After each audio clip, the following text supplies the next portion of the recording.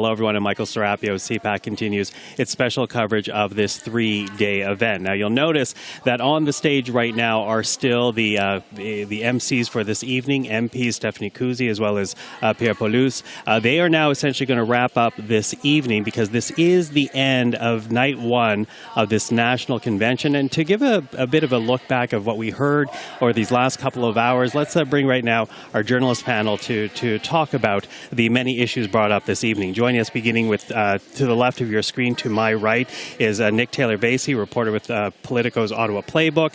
Beside him, Stephanie Levitz, political reporter with the Toronto Star, and Ian Bailey, reporter with the Globe and Mail. Hello to the three of you. Good afternoon. Good evening, actually. Yeah, good evening. Exactly. That's how long this day has been. It's now spilled into the evening. Busy day. Yeah, but it was interesting, and I don't know if this is so much a surprise, but when you listen to those speeches, clearly these are the issues that Conservatives have been hitting on before this national gathering for the party. It's going to be the issues, they are going to be the issues that they're going to focus on apparently going into any potential election campaign. Affordability, cutting the carbon tax, crime.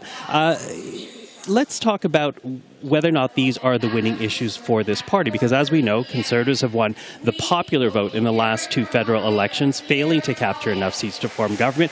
Are these the issues that will push them over the top? Stephanie, I'll begin with you. These are the issues that I think poll after poll is suggesting are top of mind for Canadians. And the cost of living crisis is a real thing. It's not like a manufactured ballot box question that comes up or some shiny new pony that gets dropped in the middle of the campaign. Every single Canadian across this country is feeling the pinch in their wallet, no matter where they are on the income spectrum. It just, and some folks are feeling it terribly. As long as a political party is speaking to that, prepared to listen to those concerns and be reflecting back to people that they have solutions, that has to be a winning narrative, because that's what people want, is a solution. Mm-hmm. Ian, what would you say? Well, these issues have brought this party into this convention with metrics that any other party would envy. Soaring poll ratings, strong fundraising, a cohesive message. So the issues have brought them to this point, I think, and it's a point, as I say, that any other party would like to have at this kind of gathering. It remains to be seen if these issues will take them across the finish line, because the finish line is 2 years on the current schedule or a very long way away. Mm-hmm. So time, events, things we can't see today will determine, I think, how it plays out in taking the party where they want to go, which is obviously into majority government in Canada. Mm-hmm. Yeah, as he's over the finish line, take it home, as Pierre Poilievre has been saying throughout this evening through those ad campaigns. Nick, what would you say to the issues being focused on right now by this party and its leadership? Well, something Ian said, I think, resonates, which is that this is sort of the best possible news day for the Conservative Party. They came in, poll after poll after poll is showing some sort of lead, sometimes into the double digits. And then even today, the government announces a public inquiry into foreign interference, something that the Conservatives and the New Democrats, but the Conservatives, of course, are taking credit for pushing for. So they've come into this riding a high. But one of the big questions is, are these summertime polls where people who respond to them are just super energized in the summertime, like political reporters may be, not quite to that extent? Or are these signs of an entrenched trend that as the fall turns into the winter, turns into the spring, will actually maybe make Liberals a little more scared than they might be at the moment? Yeah, and it was put in there in the newspaper, I forget which one I was reading today, whether or not this is a summer love affair or the beginning of a long-term relationship. Yeah. But, part of this summer, beyond the polls that have really favored the Conservative Party, there's also that $3 million ad campaign that was released by the Conservative Party to reintroduce Pierre Poilievre. He's been the leader for a year now, but still many Canadians are not aware of him. How important were those ads, do you think, in terms of strategy for this party? Ian? Well, I haven't seen any polling on the ads in terms of their impact, but clearly Mr. Poilievre, for those Canadians who are watching, has had some rhetorical rough edges, some elbows up, and the ads played to sort of changing that image. And when you add it into the mix of things that perhaps the Conservatives may have done right in terms of getting them to where they are now, the ads clearly must have had some impact. They've defined them, and I guess it would be inexplicable that the Liberals have not responded in any broad way trying to challenge that definition. outside of the House, outside of news conferences, in a way that many Canadians would see in their homes, see on their smartphones, see on their laptops or iPads. Yeah, Stephanie, I see you nodding your head a lot there. Yeah, I mean, one thing that is perhaps notable is that this was probably the summer, it was the summer where most Canadians met Mr. Poilievre for the first time. He became leader, yes, a year ago, but his first year as leader was very focused on the House of Commons. He was out on the road. He was doing a lot of, lots of work on the weekends, lots of grassroots. But these types of ads are very targeted. They're aimed at a particular demographic. And the ads coupled with all of his events, all of his availabilities, his rallies, it was a campaign-style summer for Mr. Poilievre, and absent was any challenge to that from the Liberal Party and from the Prime Minister. If you said to a lot of Canadians, what was Justin Trudeau up to this summer, could they answer it? I'm not sure.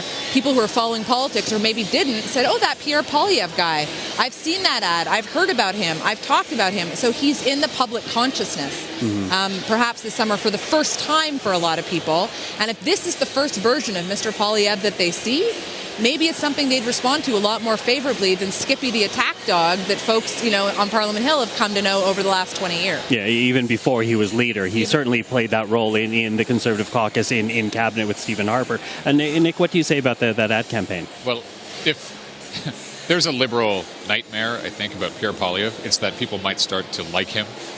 Stephanie was the first to report today on an Abacus data poll that showed that for the first time since Abacus has tracked Pierre Poilievre's favorability ratings, he actually has a net positive rating, a narrow net positive. But when you look at the graph and the chart over time, it's remarkable. And my colleagues have already spoken about how this has kind of gone unchallenged by the Liberals.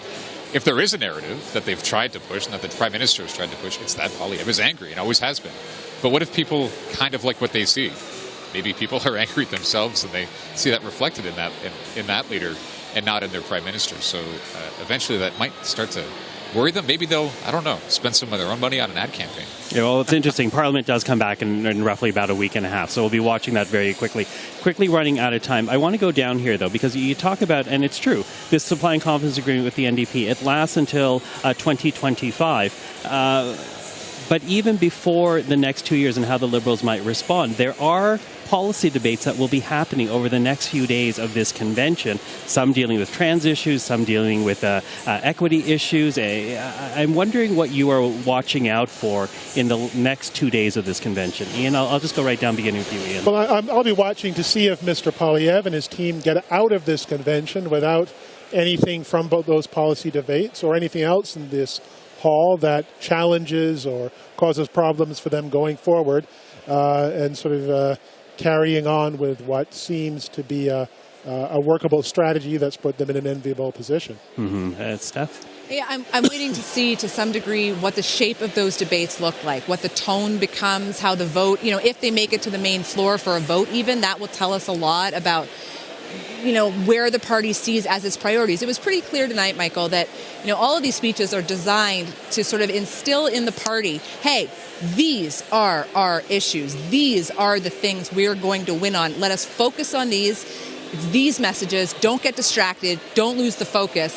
And I think that was a subtle sort of like, can we just pay attention tomorrow a little bit. Yeah, keep an eye on the prize is almost the message happening. Nick, very quickly to you. Yeah, a little bit. Don't get distracted and don't mess this up because things are going okay right now, it appears. I'll be watching for expectations, how delegates consume all of the polls and all of the information in this really amped up, basically 3-day rally where they're with their best friends talking about their favorite things.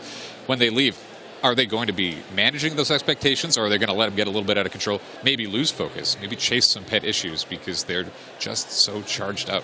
I've already heard that some people are a little bit tempered. They don't want to get ahead of themselves, but this is day one. There are a couple more left. Yeah, a couple more left. We will speak again. Thank you for this. Sorry we're out of time, but to Nick, Stephanie, Ian, thank you. Enjoy the convention. We'll join you in day 2 and day 3.